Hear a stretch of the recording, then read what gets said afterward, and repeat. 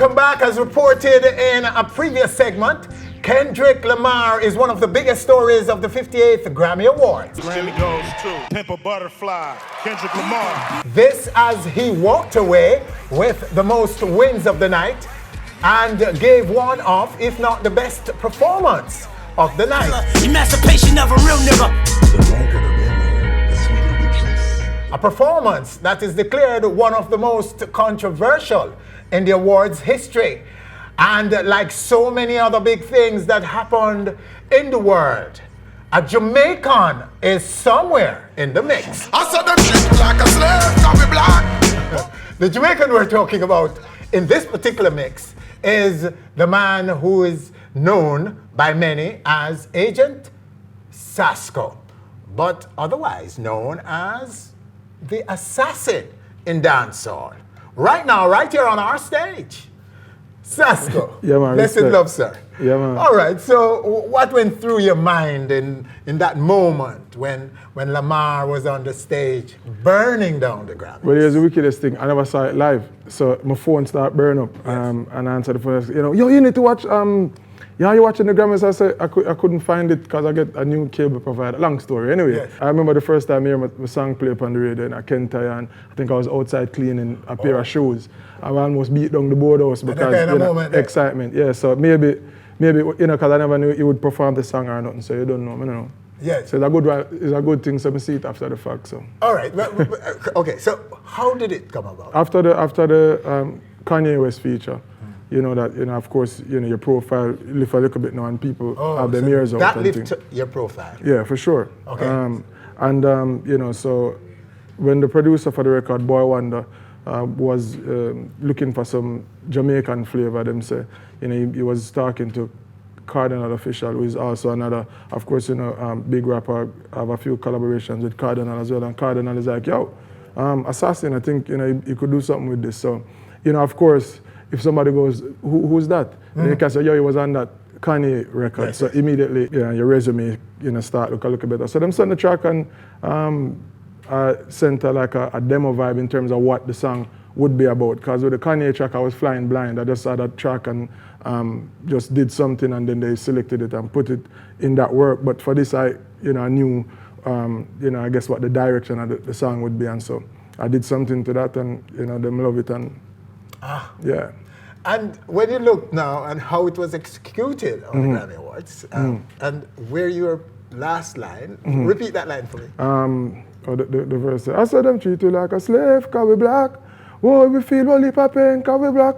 Oh, them I said them put we in a chain, cause we black. And watch ya now, we gold chain full of rocks. And see the whip, left scarp and we back. But now we have a big whip park on the block. Oh, them I say we doomed from the start, cause we black. But remember this, every race start from the block.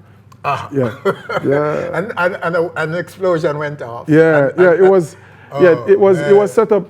It was set up in a way that like a real presentation. So it wasn't like background music or something. They really every race start from the block. So it's black and of course the blocks. Yes. So you know the thing goes. Yeah. All right. So what has it done for you, sir? What kind of so far? In terms of impact on your career. Of course, the Grammy Awards is one of the premier stages in music, and to be featured any at all in that space at that prime time, because it's not like warm-up segment or anything like this. Is Kendrick Lamar. The performance is as you say, one of the main talking points for the night and things. So being involved in that clearly will have some benefit, and a huge benefit rather. I think so. And of course, the truth of the matter is, how I always view my music and my culture is that when I represent myself, I am representing my music first. So dancehall and Jamaican culture being featured in that space at that time is huge for everything that's happening here. So it's not a win for me. It's a win for my culture, and that's what is most important to me. And even the tweets and whatever that followed the moment had that texture to it. Like I feel so proud as a Jamaican to have that in there. So that's where I think the biggest impact is, and that's what resonates with me from the whole. And you're ready to exploit any opportunity that comes up as a result of this? Because there's a new project, an Yeah, album. yeah. So I mean, timing-wise, if I hear about the Perfect stars timing. aligning, yeah. I mean, this is Monday night, and then you have an album releasing in less than a week. The timing is incredible, and so far I've already seen where just having that feature in that moment has already played into what we're trying to do with the theory of reggaetivity. Yes. And we've spoken about that before. Yeah. So sum up the album for me, though. I know So the album, is a full reggae album. Of course, people who are familiar with my work, primarily, the majority of my work is dancehall, and so, doing a reggae project, I felt like I needed to give it its own space, so that's why it's a full reggae album. Yes. And we went about the project just with the utmost sincerity and respect for the genre in mind. And the one of the primary things about the theory of reggaetivity is just examining, what is reggae really? What makes reggae music? And with the conversations going on, or the controversies rather, over the last couple of weeks about, the branding of the music and what is tropical house versus dancehall versus reggae. Album and You know what I mean? This, yes. So this album was saying, then what are the birthmarks or the distinguishing characteristics of our music? What make a reggae song versus a whatever song? Yes. You know what I mean? Where reggae come from, when it banned, when did it change from whatever it was before to reggae music? So all of that is what we examined in the project, and then just going through the different textures of reggae. So you have the ska vibes, and then you have the more traditional one drop, then you have the gangish sounding, So we explored all of that, and then you have the new flavor reggae to kind of have a little mix up or some other things involved. So we explored all of that. And Sasko, what would be great is that this wins at least a nomination next year for the said Grammys. Yeah. Wouldn't that be great? That would be fantastic, and the greatest thing is to do music from a place where you're not tied to any outcomes. And, we did this project, like I said, just sincerely about, with the music as the motivation. And so, whatever comes, we give thanks. And, that's just it. So, big respect to everybody who, contributed to the project, definitely. All the musicians, all the, the artists, we say enough respect to them, the producers. Well, we're keeping our fingers crossed. And Yeah, what man. I'm going to do now, and it's a good way to segue into a little segment that we can talk about how Jamaicans, reggae lovers worldwide can help the process. Yeah, for sure. To get this song, this album, this record, this project nominated next year. Yeah. Because we've been fooling around, reggae that is, the reggae, the players in reggae have been fooling around for too long and not exploiting the opportunities that the Grammy Awards present. And so many of us, don't answer it, because we're going to bring in Dr. Dennis Howard to help us in this conversation. So don't answer it. So this is what we're going to do right now. But in the meantime, I'm going to go to a little piece of your reggae, your Reggaetivity. reggaetivity. We're going to go to a little piece of the reggaetivity, and then after that, we're going to come back with Dr. Howard to have a discussion about registering to participate in deciding which album, whose album, what albums are nominated for the Grammy Awards, the Reggae Grammy.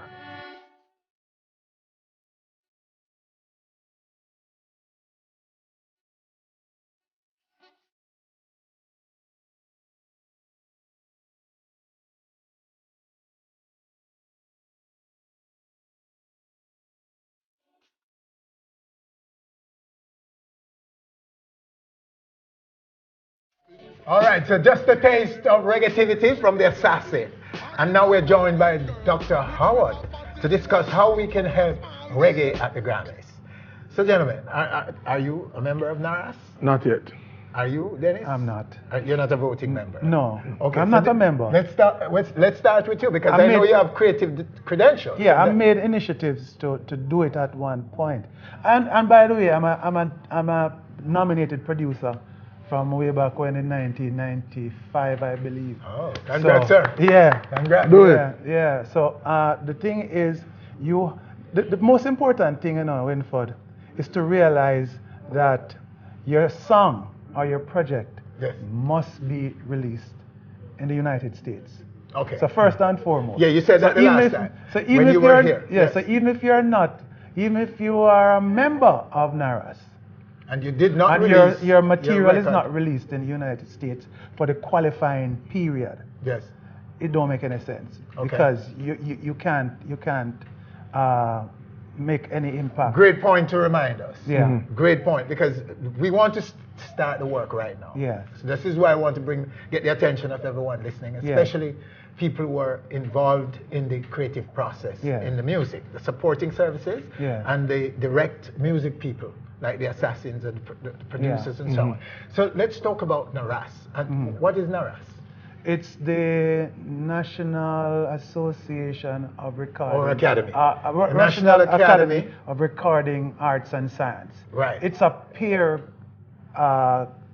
organization. And it's an American organization comprising personnel from the music industry.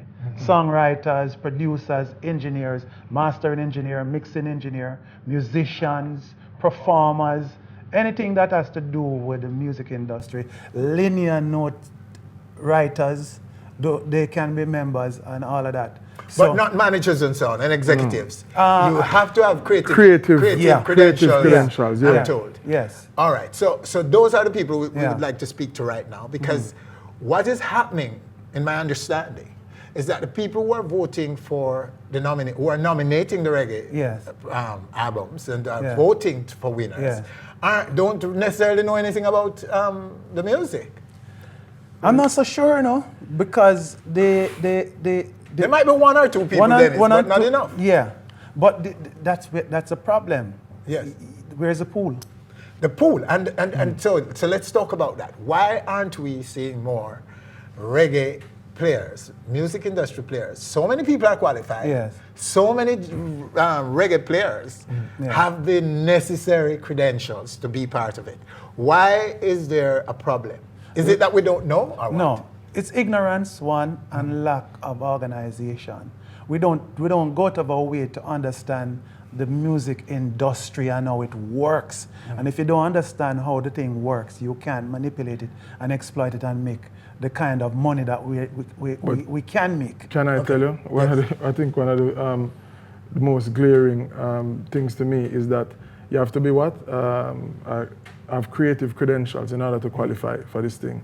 Well, here's the thing, most creative people don't want to deal with that thing. I don't even like sending emails, you know what I mean? Because, you're busy creating or whatever. So in other words, it's not an excuse now, but it kind of goes hand in hand, as most creative people don't really want, But listen, organize. If you're a organized, management team. But yes, that's right. So what I'm saying is, at the end of the day, that is still, I would believe that that's a feature. Yeah. If you are to be creative to qualify, and if naturally as a creative person, you're not the first to go and seek out these things, and now you can bring in the other side, but I think that is also a part of it. That is the role that management must play. Natural. Right now, the government is moving towards declaring reggae music an intangible cultural heritage. And it is important for us to recognize that, so that sometime down the line, we don't forget where reggae came from, because it's possible.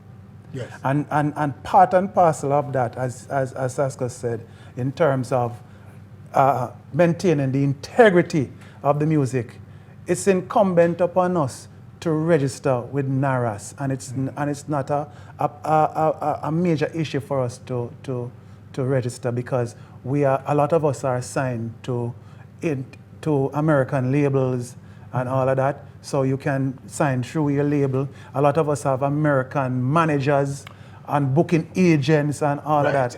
And so we must be the ones deciding which album is, we must be among those who decide which album is the greatest album, based on the fact that reggae comes from us, and that a lot of the reggae albums that are nominated are recorded right here in Jamaica. This issue of complaining about, we don't know that song and we don't know this album, and that album shouldn't win. And what about this album? Excuses. But that album that you were talking about was never released in America, so it won't get qualified. That's why our popular artists are not part of it. That is the simple truth of it. The reason why you continue to complain, why we're not seeing more albums and more artists that we're familiar with, it's because they are not doing what Dennis has just said.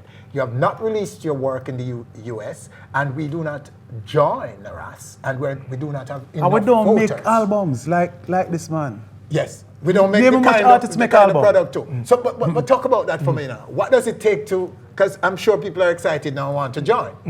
I'm sure we're excited. We're excited. Yeah. Some people. No, So, well, I would how hope do so, they definitely. join? Well, first of all, I think the website will have all the Go to information. Grammy.com. Yeah, for sure. Yeah. And But that it's will- only $100 to join. It's have the criteria. And the there thing is- is, Just in case you're and worrying then- about the cost, it's $100.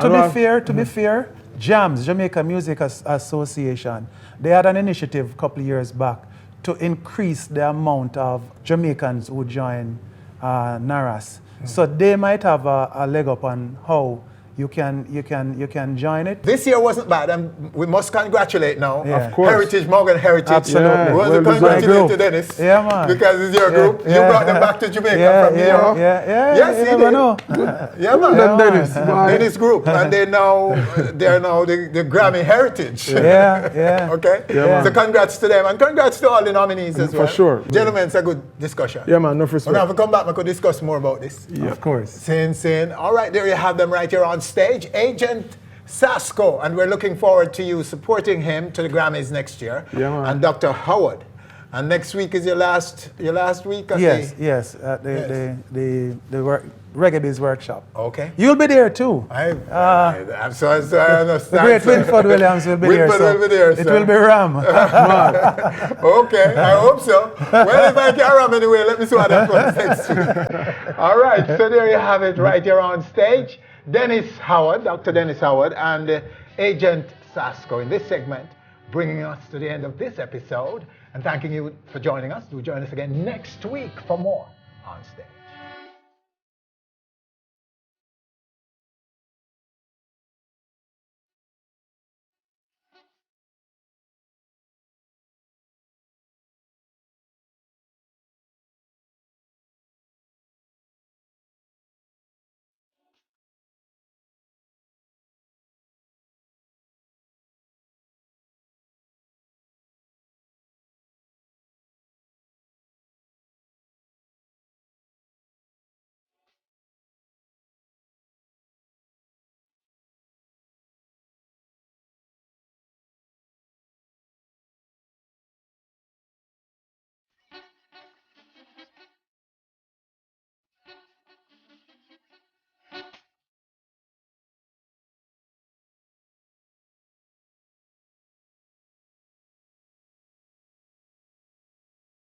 Hi, thanks for watching our video. Hope you have enjoyed it.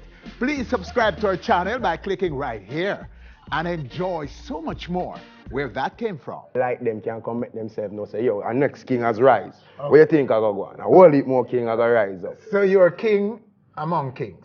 King among kings, and we respect to the kings before.